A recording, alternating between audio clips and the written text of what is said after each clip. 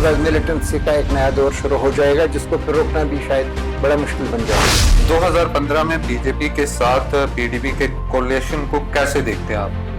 यहाँ पे सरकार में शामिल नहीं हुए होते तो उस सूरत में इनके लिए एब्रोगेशन ऑफ 370 तकरीबन नामुमकिन। तो क्या बीजेपी की प्रॉक्सी थी ये एक तरह से एनसी के सामने खड़ा करने के लिए? जो कश्मीर का जो प्रो आज़ादी वोट है या प्रो पाकिस्तान वोट है, इस वोट को इस दायरे में लाने के लिए, मेन स्ट्रीम में लाने के लिए वो पार्टी लॉन्च की गई। पीडीपी ने 2002 के इलेक्शंस में नेशनल कॉन्फ्रेंस को चुनौती दी। जम्मू कश्मीर में कोई भी कश्मीर बेस्ड पार्टी ऐसी नहीं आनी चाहिए जो अपने तौर पे सरकार बनाए। इनके साथ या तो रहनी चाहिए कांग्रेस या तो रहनी चाहिए बीजेपी 2002 का। और जो भी इलेक्शन बाद में हुए, इसमें जमात इस्लामी के एक सेक्शन ने बाज़ाब्ता तौर पर पीडीपी को वोट दिया है। ये एक हकीकत है। राजनीति एक शतरंज की बिसात है जहां हर चाल भविष्य की दिशा तय करती है।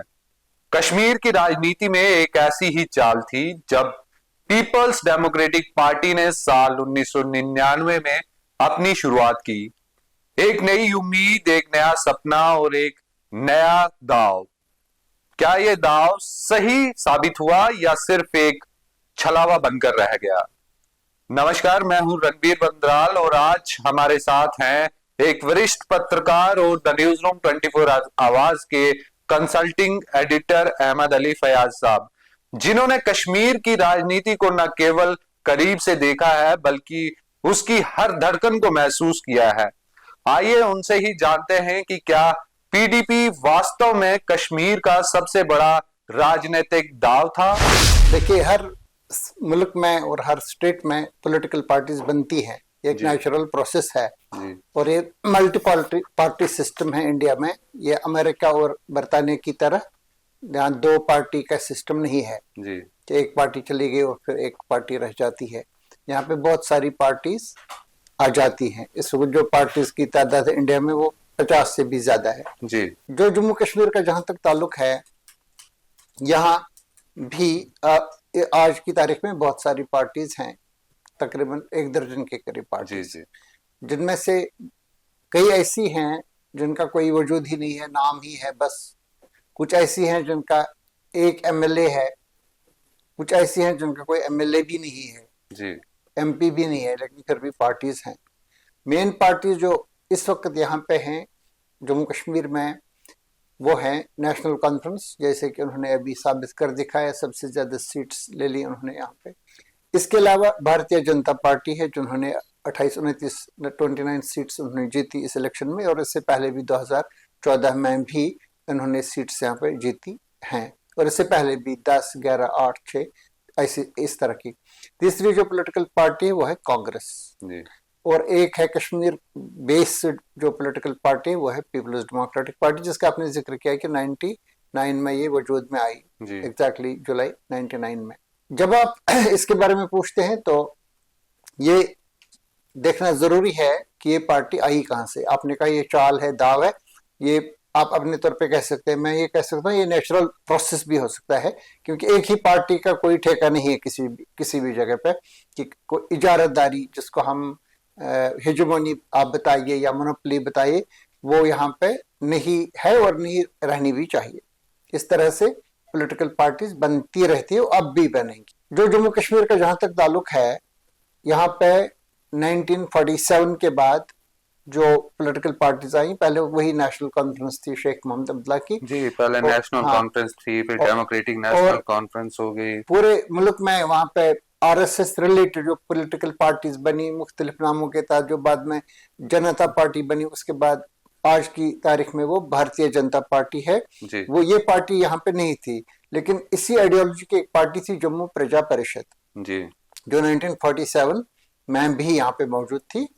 अब पहला इलेक्शन जब हुआ वो 1951 में हुआ, वो कॉन्स्टिट्यूएंट असेंबली के लिए था जी, और उसमें जम्मू प्रजा परिषद ने भी पार्टिसिपेट किया और नेशनल कॉन्फ्रेंस ने भी पार्टिसिपेट किया जी। तो उस वक्त 75 सीट्स थी कुल, 100 सीट्स वहां पे रखी गई थी। क्यों रखी गई थी? इसलिए कि यहाँ पे 40 लाख की पॉपुलेशन थी। इसमें गिलगित बल्तिस्तान, अस्करदू वगैरह जो पाकिस्तान ऑक्यूपाइड कश्मीर इलाका जिसको आप कहते हैं, ये सारा भी उसमें शामिल था। तो इन्होंने कहा था कि 40,000 लोगों के लिए, वोटर्स के लिए नहीं, एक कॉन्स्टिट्यूंसी है। तो जब कॉमन काउंसिल बनानी थी ना, कॉन्स्टिट्यूंट असेंबली, तो उस वक्त उन्होंने कहा कि 75 सीट्स, जिसमें उन्हें 25 सीटें रख ली जो अभी भी वहां उनके लिए है पाकिस्तान के ज़ेर कब्जा इलाकों के तहत, और जो यहाँ पे जम्मू कश्मीर है इसमें उन्होंने 75 सीट्स यहाँ पे रखी। उस 75 सीट्स में इन्होंने 45 सीट्स रखी कश्मीर के लिए और 30 सीट्स उन्होंने रखी जम्मू के लिए। ठीक है, तो इसमें ऑलमोस्ट स्वीप कर लिया नेशनल कॉन्फ्रेंस ने।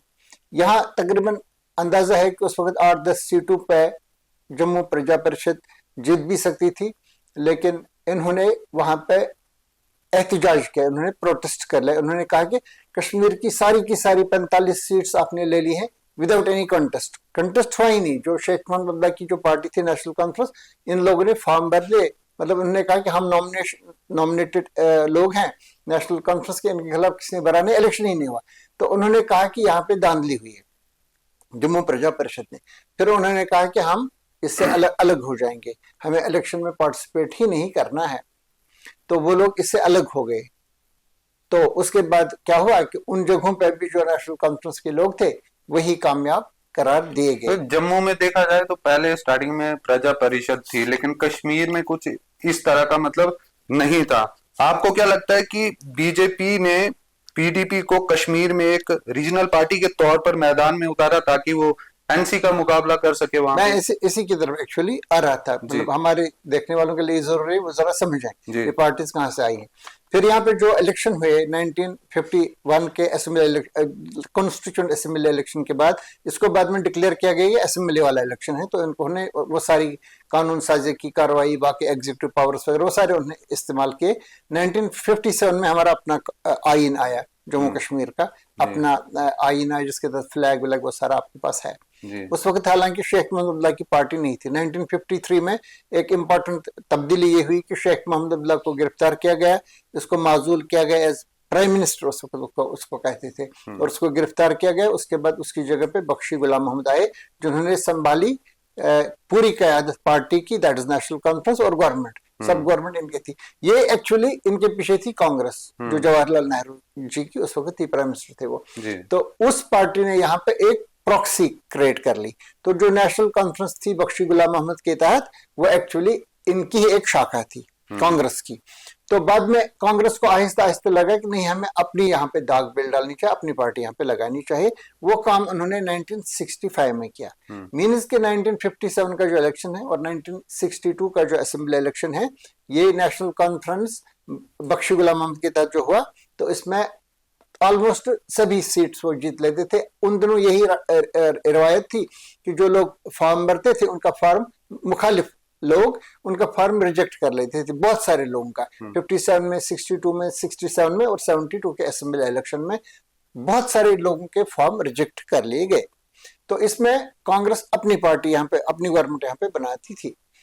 फिर उन्होंने डिसीजन ये ले लिया 1965 में कि यहाँ अपनी पार्टी रखनी चाहिए हमें, दैट इज कांग्रेस। तो इन्होंने यहाँ पे कांग्रेस की दाग बेल डाली। लेकिन जो शेख मोहम्मद अब्दुल्ला वाली नेशनल कॉन्फ्रेंस थी, इन्होंने 1953 के बाद ये डिसाइड कर लिया हमें इलेक्शन में पार्टिसिपेट ही नहीं करना है। तो उन्होंने अपना नाम भी बदल लिया, क्योंकि जो उनका बैनर था वो शेख बख्शी गुलाम मोहम्मद के पास था।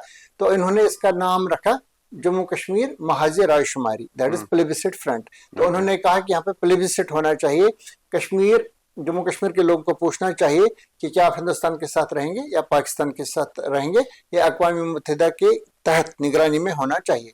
तो वो इलेक्शन में पार्टिसिपेट ही नहीं करते थे, लेकिन वो लोग भी अपने प्रॉक्सीज खड़ा कर लेते थे। जैसे कि शमीम अहमद शमीम है, इन्होंने असेंबली का इलेक्शन लड़ा, फिर पार्लियामेंट का इलेक्शन लड़ा, और उन्हें पार्लियामेंट के इलेक्शन में बख्शी गुलाम मोहम्मद को हराया, जिनका एक तरह से कांग्रेस का सपोर्ट भी उनको था। फिर भी उन्हें हराया, लेकिन वो एक इनके प्रॉक्सी थे। ये सिलसिला अभी भी जारी है कि किसी दूसरे को उतारती है कोई पार्टी तो इसके जरिए से वो कर लेते हैं। तो ये मैं आपको कहना चाहता हूं कि ये जो कांग्रेस का दौर था वो 1965 के बाद डायरेक्टली शुरू हुआ, उससे पहले ये इनडायरेक्टली था। अब इसके बाद क्या हुआ, इसके बाद 1977 में 1975 में शेख मोहम्मद अब्दुल्ला वापस आए, मतलब उन्होंने इलेक्शन भी लड़ा, 4 लोगों ने ही लड़ा उस वक्त। तो इनको यहाँ पे फिर लाया गया। उस वक्त प्राइम मिनिस्टर नहीं रहे वो रहे उस वक्त चीफ मिनिस्टर जम्मू कश्मीर के। लेकिन उन्होंने कहा कि हम 4 लोग, जो उनकी कैबिनेट थी उसमें सिर्फ 4 लोग थे। देवीदास ठाकुर थे जम्मू के, शेख महमूदुल्लाह थे कश्मीर के, मिर्जा मोहम्मद अफजल बेग भी थे कश्मीर के, और सनम नरबो जो पहले एक चीफ इंजीनियर थे, बाद में उनको साइबेरिया में इंडिया का हाई कमिश्नर बनाया गया था। तो इन्होंने एम्बेसडर बनाया गया था। तो इन्होंने क्या कर लिया, इन्होंने इन 4 लोगों ने इलेक्शन लड़ा और जीते भी, अच्छे वोट से जीते 1975 में। तो उस वक्त नेशनल कॉन्फ्रेंस ने डायरेक्टली पार्टिसिपेट किया। 1975 से 1996 तक 21 साल नेशनल कॉन्फ्रेंस की तकरीबन इजारादारी रही, मोनोपोली रही। 1986 से लेकर के 96 तक फिर नेशनल कॉन्फ्रेंस की ही रही, कांग्रेस वगैरह ये दिखी नहीं कश्मीर में। जम्मू में इस पे ज्यादा अगर डिस्कस करेंगे तो टाइम बहुत लंबा हो जाएगा हिस्ट्री को लेकर। आप सीधा ये बताइए कि 99 में ये जो पीडीपी वजूद में आई, तो आपने पहले भी जिक्र किया प्रॉक्सीज यूज हुए, तो क्या बीजेपी की प्रॉक्सी थी ये एक तरह से एनसी के सामने खड़ा करने के लिए? ये जो नेशनल कॉन्फ्रेंस की मोनोपोली थी, इन्हें 77 के 83 के इलेक्शन में, फिर 96 वाला इलेक्शन था, इसमें उन्हें काफी बहुमत हुआ था। मतलब कि अक्सर मौकों पे इन्हें 3/4 या 2/3 मेजोरिटी मिली थी जी। तो 96 का इलेक्शन भी था, तो इसमें भी उनको 2/3 मेजोरिटी मिली जी। इसके साथ ही उन्होंने कहा कि हमें ग्रेटर ऑटोनॉमी दे दे जी। नेशनल कॉन्फ्रेंस ने, इनका मुतालबा पहले ही था कि अगर आप हमें ग्रेटर ऑटोनॉमी दे देंगे तभी हम इलेक्शन में पार्टिसिपेट करेंगे, क्योंकि 6-7 साल इलेक्शन हुए ही नहीं थे, मतलब सरकार ही नहीं रही थी। इलेक्शन हुआ था 1987 मार्च में, उसके बाद मिलिटेंट से आ गई 89 में, उसके बाद कोई इलेक्शन हुआ ही नहीं। पार्लियामेंट का इलेक्शन भी 91 में यहाँ पे नहीं हुआ।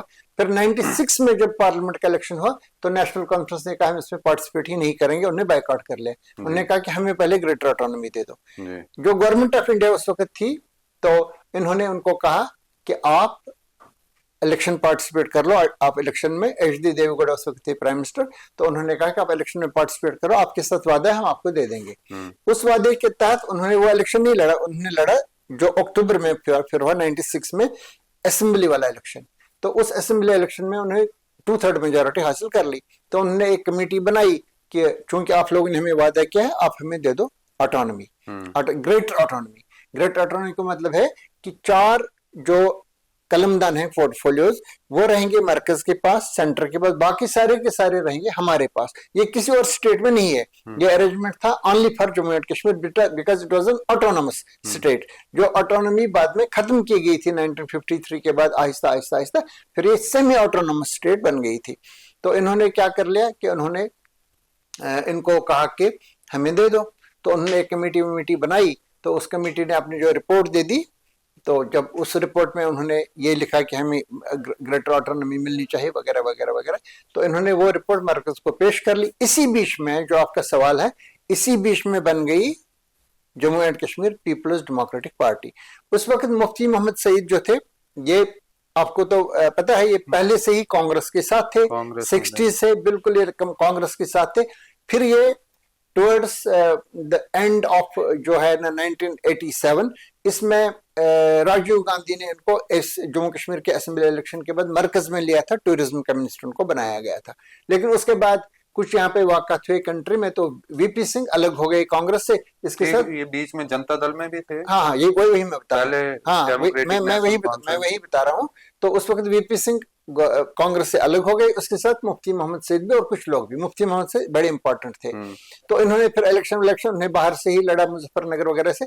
तो जब वो वहां से कामयाब हो गए, तो वीपी सिंह ने इनको वहां पे, जब इनकी सरकार आई दिसंबर 1989 में, तो इन्होंने इनको होम मिनिस्टर ऑफ इंडिया बनाया। तो अब ये थे जनता दल में, जनता दल में मुफ्ती मोहम्मद से और भी कई लोग थे, जैसे अब्दुल कयूम हुआ करते थे, जो बाद में नेशनल कॉन्फ्रेंस में शामिल है, सरार शरीफ के जो मिनिस्टर थे। ये हो गए मुफ्ती साहब शामिल जनता दल में। उसके बाद ये एक मरतबा फिर वापस आ गए कांग्रेस में। क्या आ गए वापस कांग्रेस में? तो कांग्रेस में जब ये थे, तो इन्होंने जब 96 का इलेक्शन लड़ा, तो उस वक्त उन्होंने कांग्रेस के टिकट पे खुद नहीं लड़ा, उन्होंने अपनी जो इनकी बेगम थी, इनको उन्होंने लड़ाया पहलगाम से, और बेटी जो है महबूबा मुफ्ती, इनको उन्होंने लड़ाया बिजबिहारा से। उनकी जो बीवी थी गुलशन नजीर, जो उन्हें हारा। महबूबा मुफ्ती जो है बिजबिहारा से, पहला इलेक्शन था उसका, वो जीत गई कांग्रेस के टिकट पर। लेकिन जो आप सवाल पूछ रहे हैं 99 में एक बड़ी इंपॉर्टेंट तब्दीली ये हुई कि मुफ्ती मोहम्मद सईद ने रिजाइन कर लिया कांग्रेस से, और वो उन्होंने अपनी पार्टी बनाई जिसको उन्होंने Jammu and Kashmir People's Democratic Party नाम रखा। इस वजह से ही वहां पे महबूबा मुफ्ती ने वहां पे रिजाइन कर लिया, और उसके बाद अब्दुल रहमान वीरी साहब जो हैं वो बिजबारा से, और लगातार का अभी मतलब लास्ट इलेक्शन जो इस वक्त का इलेक्शन था, इस वक्त लगातार यही पीडीपी वहां से जीते। नहीं, मैं ये बता रहा हूँ कि इसमें ये अब इसमें दो लोग हैं, दो राय है। एक ये कि जो लोग ये बताते हैं कि इसकी वजह ये बुनियादी, कुछ लोग कहते हैं ये नॉर्मल प्रोसेस था, बनती रहती हैं पार्टी, मुफ्ती मोहम्मद सईद ने भी खोली पार्टी तो उन्होंने बनाई। कुछ लोग ये लेकिन ये कहते हैं, जिसमें प्रोफेसर भीम सिंह भी शामिल थे, तो वो बता रहे थे कि इस पार्टी को भारतीय जनता पार्टी ने, लाल कृष्ण आडवाणी ने, अटल बिहारी वाजपेयी ने, और जो ब्रजेश पटेल थे, जो ब्रजेश मिश्रा थे उस वक्त नेशनल सिक्योरिटी एडवाइजर और principal secretary to the prime minister, इन लोगों ने इस पार्टी को खड़ा किया। किस लिए खड़ा किया? वो बहुत सारे लोग ये बता रहे हैं कि नेशनल कॉन्फ्रेंस चूंकि 2/3 मेजॉरिटी लेती थी, फिर ये डिक्टेट करती थी गवर्नमेंट ऑफ इंडिया को, दिल्ली को, कि हमें ऑटोनॉमी दे दो, ये दे दो, वो कर लो, वो कर लो। तो उस वक्त वहां पे बीजेपी और कांग्रेस के बीच में सेंट्रल लेवल पे एक कंसेंसस ये बन गया कि कश्मीर में, जम्मू कश्मीर में कोई भी कश्मीर बेस्ड पार्टी ऐसी नहीं आनी चाहिए जो अपने तौर पे सरकार बनाए। इनके साथ या तो रहनी चाहिए कांग्रेस या तो रहनी चाहिए बीजेपी, जम्मू दिल्ली की कोई पार्टी इनके साथ रहनी चाहिए, अदरवाइज ये कंट्रोल से बाहर चले जाते हैं, ये ऑटोनॉमी वगैरह मांगते हैं। अब एग्जैक्टली इसका कोई इस किस्म का कोई एम्पिरिकल डाटा भी हमें पास नहीं, ना कोई इन्वेस्टिगेशन है, लेकिन ये एक इम्प्रेशन है जो पॉलिटिशियंस ने खड़ा किया है। इसमें नेशनल कॉन्फ्रेंस के लोगों तो उनको तो कहना ही कहना है, लेकिन प्रोफेसर भीम सिंह ने बाज़ाब्ता तौर पर इसमें इल्जाम लगाए कि उन्होंने पता नहीं 30 से 38 करोड़ रुपए का उन्होंने कहा था कि उन्होंने बीजेपी वालों ने उन्हें दे दिए, और इसके अलावा उनको ये लाइसेंस दिया गया कि आप अपना जो झंडा है वो ग्रीन रखें, मतलब पाकिस्तानी कलर का, आपका जो चुनाव का निशान है ये वही रखे जो मुस्लिम यूनाइटेड फ्रंट का था 1947 में, जो सलाहुद्दीन थे, जो अभी उस वक्त मोहम्मद यूसुफ शाह थे जमात इस्लामी के, उन्होंने भी वो लड़ा था। तो एक एतबार से जो कश्मीर का जो प्रो आजादी वोट है या प्रो पाकिस्तान वोट है, इस वोट को इस दायरे में लाने के लिए, मेन स्ट्रीम में लाने के लिए वो पार्टी लॉन्च की गई। पीडीपी ने 2002 के इलेक्शंस में नेशनल कॉन्फ्रेंस को चुनौती दी, क्या ये एक बदलाव का साइन था? एग्जैक्टली नहीं, बदलाव का साइन नहीं था। उन्होंने 16 सीट्स यहाँ से जीती। उस वक्त 87 सीट्स थी हमारे पास जी 2002 में। उससे पहले एक जमाने में 76 ही थी, लेकिन इस वक्त हमारे पास 87 सीट्स थी। उन 87 सीट्स में से टोटल जो सीट्स थी उन्होंने जीती 16 सीट्स, और सारी की सारी कश्मीर से उन्होंने जीती उस वक्त।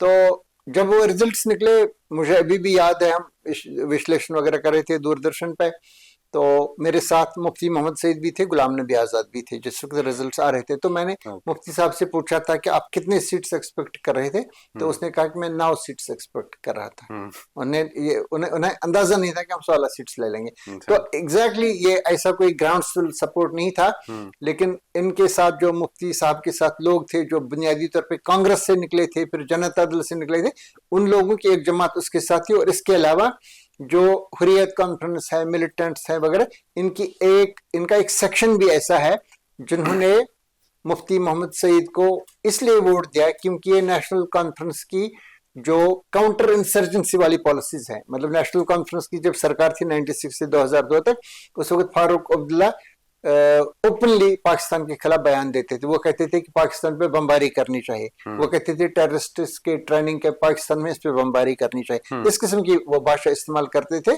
जिसको उन्होंने कहा कि ये बात गलत है, पाकिस्तान के साथ दोस्ती का हाथ बढ़ाना चाहिए, मुफ्ती मोहम्मद सईद कह रहे थे। तो वो फारूक अब्दुल्ला ऐसा कह रहे थे कि हर स्टैंड उन्होंने ले लिया था। इसकी वजह से जो लोग फॉर एग्जांपल जो जमात इस्लामी के साथ थे, जो बड़े कट्टरपंथी थे आज़ादी वगैरह के लिए, जो नहीं मानते थे इंडियन सिस्टम और इलेक्शंस, जो एक्सेशन को भी नहीं मानते थे, उनकी एक तादाद वो ज्यादातर बाइकआउट करते थे। ज्यादातर, मतलब ये नहीं कि वो सारे के सारे मुफ्ती साहब के साथ मिल गए, लेकिन उनकी एक तादाद मुफ्ती साहब को वोट देती थी। उन्होंने 98 का जो उन्होंने इलेक्शन लड़ा मुफ्ती मोहम्मद सईद ने, कांग्रेस की टिकट पे उन्होंने लड़ा साउथ कश्मीर से लोकसभा के लिए, वो जीता भी उन्होंने नेशनल कॉन्फ्रेंस के मोहम्मद यूसुफ टैंको को हराया भी, तो उसमें उनका भी हाथ शामिल था, उन्होंने उसको वोट दे दिया। उसके बाद जो आप जिक्र कर रहे हैं 2002 का और जो भी इलेक्शन बाद में हुए, इसमें जमात इस्लामी के एक सेक्शन ने बाज़ाब्ता तौर पर पीडीपी को वोट दिया है, ये एक हकीकत है। अच्छा, ये जो पीडीपी की हीलिंग टैक्स पॉलिसी थी किस हद तक सक्सेसफुल रही, या तो ये सिर्फ एक दिखावा था? मतलब इस तरह से स्वीपिंग रिमार्क्स हम नहीं कर सकते, ये दिखावा था। हो सकता है कि इनके मैं समझता हूं कि मतलब इनको ये लग रहा था कि अगर हम, क्योंकि इनको एक इसके बरक्स लाइन लेनी थी, मतलब जो उनके अपोजिट लाइन होगी नेशनल कॉन्फ्रेंस की। मैंने आपको बताया ना नेशनल कॉन्फ्रेंस की लाइन क्या थी। नेशनल कॉन्फ्रेंस के दौर में 96 से 2002 तक इन्होंने तकरीबन मिलिटेंसी का सफाया कर लिया। तो उस दौर में 96 इन 6 सालों में मिलिटेंसी का ग्राफ काफी क्वांटिटेटिवली और क्वालिटेटिवली दोनों एतबार से ये बहुत कम हो गया 2002 तक।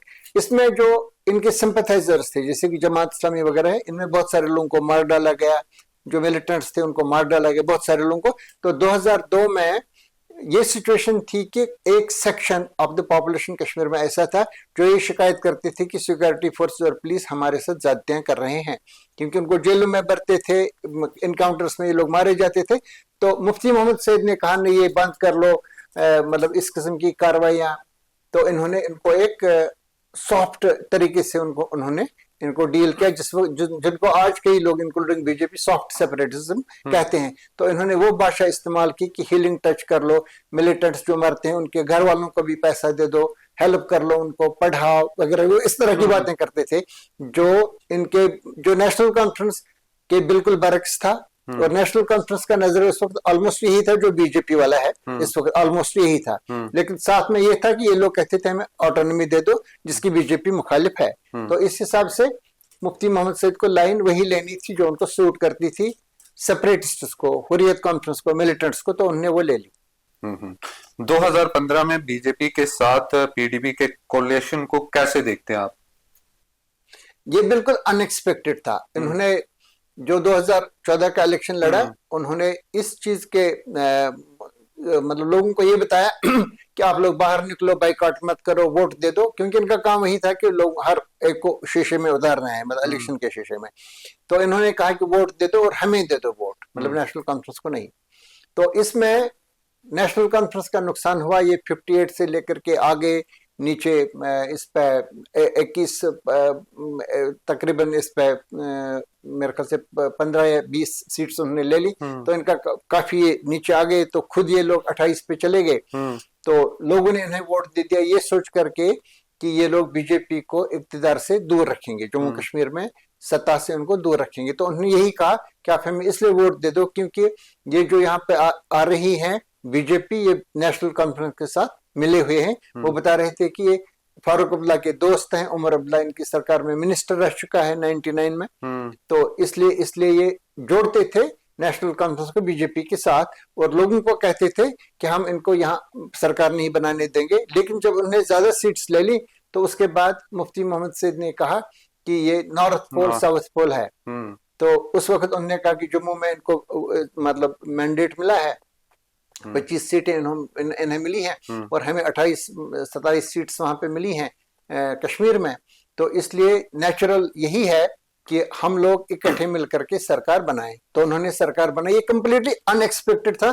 तो ये कश्मीर के लोगों ने एक्सेप्ट नहीं किया। इस एक किस्म का एक्सप्रेशन था कि आप लोगों ने हमारे साथ धोखा किया, आप लोगों ने हमें कहा कि हम बीजेपी को दूर रखेंगे, और आप लोगों ने फिर बीजेपी के साथ हाथ मिलाया, इनके साथ इक्तिदार में शामिल रहे और उनको पेडिस्टल दिया आप लोगों ने यहाँ पे जम्मू कश्मीर में, जिसकी वजह से उन्होंने 370 एब्रोगेट किया। ये बात बड़ी हद तक सही भी है, एनालिस्ट से इत्तेफाक करते हैं कि अगर 2014 में बीजेपी को इन्होंने साथ नहीं दिया होता पीडीपी ने, और इस यहाँ पे सरकार में शामिल नहीं हुए होते, तो उस सूरत में इनके लिए एब्रोगेशन ऑफ 370 तकरीबन नामुमकिन था, वो नहीं कर सकते थे। इस वजह से ये गम गुस्सा अभी भी है लोगों में पीडीपी के खिलाफ। हो सकता है किसी दिन ये ना रहे, लेकिन इस वक्त तक ये मौजूद है। अच्छा, ये बुरहान वानी के एनकाउंटर के बाद कश्मीर में जो भी हालात खराब हुए, एग्रेसिव प्रोटेस्ट हुए वगैरह जो भी है, उसके लिए पीडीपी की भूमिका क्या समझते हैं आप, क्या आंकते हैं? क्या इसमें पीडीपी की नाकामी थी? जो जो जिस वक्त ये वाक्य हुआ, मैंने आपको बता दिया कि ये बड़ी हद तक सॉफ्ट थे, अंदर अंदर से तो काम करते थे जो सिक्योरिटी फोर्सेस और उनका पुलिस उस पर बाज़ाब्ता तौर पर ऑपरेशंस करते थे, मिलिटेंट्स को मारते भी थे, पकड़ते भी थे, लेकिन जो इनकी भाषा थी, जो उनका नैरेटिव था, ये मिलिटेंट्स के खिलाफ नहीं था, ये पाकिस्तान और हुर्रियत कॉन्फ्रेंस के खिलाफ बिल्कुल नहीं था। तो ये इनके खिलाफ मतलब अगर फिर आपको याद होगा जब बुरहान वानी का इनकाउंटर हुआ था, उसके बाद महबूबा मुफ्ती चीफ मिनिस्टर थी, तो उसने ये बताया कि अगर हमें पता ये चलता कि वहां पे है, हम ये ऑपरेशन ही नहीं करते। तो इसका ये मतलब लिया गया है कि ये लोग अंदर से मिलिटेंट्स के साथ मिले हुए हैं, पाकिस्तान के मतलब सॉफ्ट हैं, तो ये उनका नैरेटिव पाकिस्तान का, उनकी जमीन यहाँ पे मजबूत करना चाहते हैं, ये एक नैरेटिव बन गया। इसका इनको कुछ फायदा मिलता था इलेक्शंस में, क्योंकि ये लोग इस टाइप के लोग उनको वोट भी देते थे, सभी नहीं, एक सेक्शन उनका वोट देते थे, लेकिन नेशनल लेवल पे एक नैरेटिव ये बन गया कि जो पीडीपी है ये प्रो मिलिटेंट है, प्रो पाकिस्तान है, प्रो हुर्रियत कॉन्फ्रेंस है, तो इनको इक्तिदार में नहीं आने देना चाहिए। अभी अगर देखा जाए तो पीडीपी एक तरह से अपना वजूद खो रही है, जितना मतलब पहले वो एक्टिव रहती थी या जितनी उनके पास सीट्स रहती थी। अब क्या लगता है ऐसा कि आगे वो दोबारा वो अपनी पुरानी फॉर्म में वापस आ पाएंगे? अभी ये देखना बाकी है, बहुत ज्यादा इस पर डिपेंड करता है जो आपने पार्टी इसको चुनी है, जिसको लोगों ने वोट दिए हैं, वो नेशनल कॉन्फ्रेंस है, इसके साथ कांग्रेस भी है और उसके साथ इंडिपेंडेंट कई लोग भी हैं, उनकी तादाद 50-52 के करीब है, जो इस वक्त हमारी 90 मेंबर की यहाँ पे असेंबली है। अब ये देखना, अगर मिसाल के तौर पर अगर ये फेल हो जाती है ये सरकार, क्योंकि उन्होंने वादे किए हैं, उन्होंने इलेक्शन मैनिफेस्टो में वो आपके सामने है, उन्होंने कितने वादे किए हैं, अगर उसमें ये लोग नाकाम हो गए तो आहिस्ता आहिस्ता कश्मीर में जो इनकी प्रिंसिपल कॉन्स्टिट्यूंसी है और जम्मू में भी मुस्लिम अक्सरियत इलाके, वहां भी इनका वोट है, तो ये लोग ये सोच सकते हैं कि नेशनल कॉन्फ्रेंस नाकाम हो गई है, अब हमें दोबारा इनको देना चाहिए। एक सेक्शन इनका सोच सकता है, लेकिन एक सेक्शन ऐसा है जिसका हमें अप्रहेंशन है कि अगर ये सरकार नाकाम हुई तो वो लोग फिर वही पत्थरबाजी और बंदूकबाजी की तरफ वो चले जाएंगे, क्योंकि इनके पास इसके अलावा कोई चारा नहीं रहेगा। इसीलिए मरकजी सरकार पे बहुत एक नेशनल इंटरेस्ट वाली जिम्मेदारी आयद हो जाती है कि इस सरकार को वो नाकाम ना होने दे। तो उसके बाद हमें पता नहीं कि इन इलाकों में क्या होगा। मुझे तो जाती तौर पर अप्रहेंशन है कि इसके बाद मिलिटेंसी का एक नया दौर शुरू हो जाएगा, जिसको फिर रोकना भी शायद बड़ा मुश्किल बन जाएगा। राजनीति का हर दाव एक कहानी कहता है, और पीडीपी की कहानी कश्मीर की जमीनी सच्चाई की गवाही देती है। ये ऐसा दाव था जो उम्मीद और विवाद दोनों का प्रतीक रहा। हमारे साथ हमारे सहयोगी अहमद अली फयाज ने आपको अच्छे से सारी जानकारी ब्रीफली दी। आपको ये जानकारी कैसी लगी? क्या ये सारी चीजों को आपको पता था? जरूर कमेंट बॉक्स में अपनी राय दीजिएगा। फिलहाल फिर किसी इंटरव्यू में, अगली किसी और स्टोरी में आपके साथ फिर मिलेंगे। तब तक के लिए मुझे दीजिए इजाजत। वीडियो जर्नलिस्ट अमित बसन और गगनदीप सिंह के साथ मैं Ranbir Bandral, the news room 24 आवाज के लिए।